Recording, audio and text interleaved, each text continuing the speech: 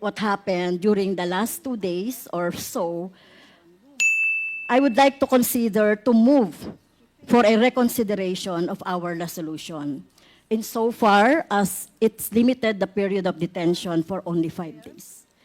I move, Mr. Chair, that the period of detention of Attorney Lopez be 10 days instead of 5 days. So move, Mr. Chair.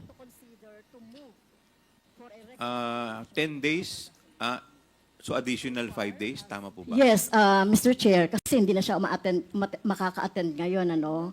Talagang ano, no. So nakita naman natin sa history nung kanyang evasive attitude, behavior, at itong kinreate niya na sinasabi niya na nagpagsisinungaling niya na hindi naman siya hinaras or hindi naman siya na-barge yung kanyang yung room ay kasama na po yan. So yung lahat ng mga pangyayari, Mr. Chair. So I repeat, I move to extend the period of contempt of Attorney Zulaika Lopez, Mr. Chair. Is there second to the motion? Mr. Chair, Congressman Marcoleta. thank you, Mr. Chair. Before an action may be taken by the committee, may I know how the totality of evidence was evaluated that merited the contempt order by the chair? Congresswoman Castro. Mr. Chair, I'd like to Mr. Chair, may I I'd like to answer? apprise the Yes, court, Congresswoman Mr. Chair, Castro.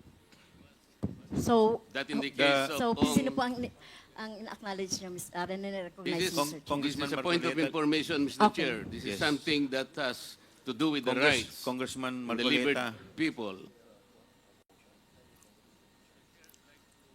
In the court,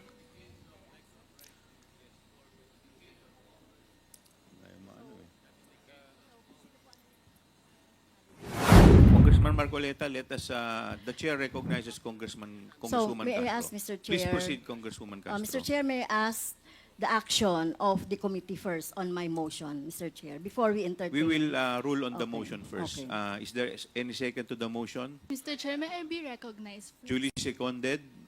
Is there any objection?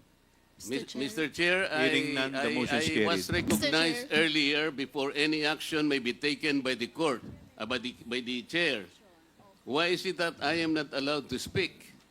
Congressman Marcoleta, there is a pending motion. We just acted Yes, on the but pending before motion that first. motion can be taken up, because this is about the liberty of an individual. May I be heard? Yes, you will be heard, Congressman Marcoleta, but we just acted on the motion. Now, Congresswoman Castro, please answer the query of Congressman Marcoleta.